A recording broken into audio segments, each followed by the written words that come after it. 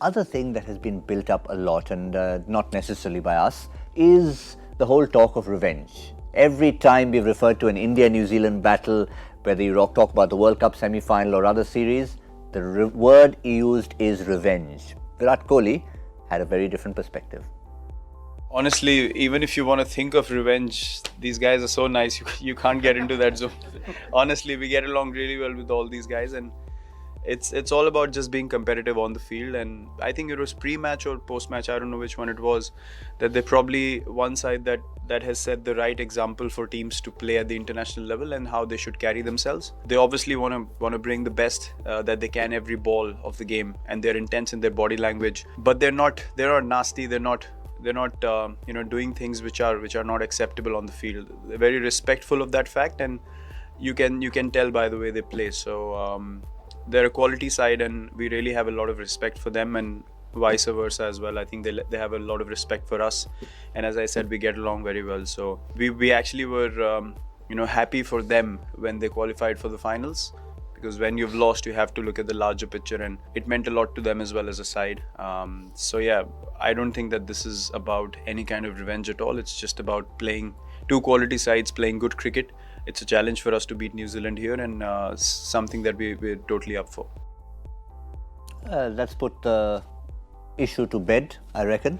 Nice guys don't always finish last. In Calcutta, there used to be this woman called Mother Teresa. After Mother Teresa, there's Kane now... Williamson. No, there's now Virat Kohli. He's saying all the nice things.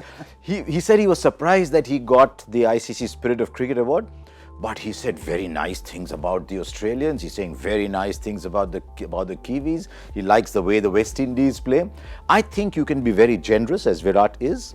And there has been a distinct change in the way Virat's looking at life. He's less grouchy. I actually suggested that to him in one post-match press conference as well, post-match presentation. But because India are ahead, you can be generous. I'd love to see if India's down, if Virat feels quite the same way.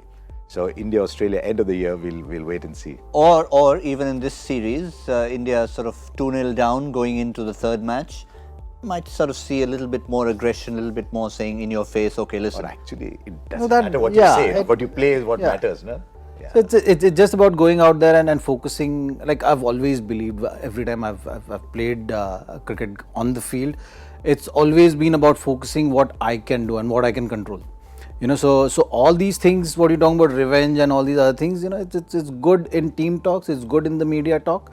But I think when you go out there on the field, it's just about you controlling your space, owning that space, and doing the best you can in that moment. So that is something which Virat is also trying to say, and that stays. I think all the other things go along. Yes, if you're 2 down in the series, you got to be angry about it. You got to feel the hurt of losing a match. But it's not about just using the words or going out there with showing that demeanor. It's about end of the day going out there and performing, and let your performances speak. I agree. Words sound better if they do sound good at all on promos.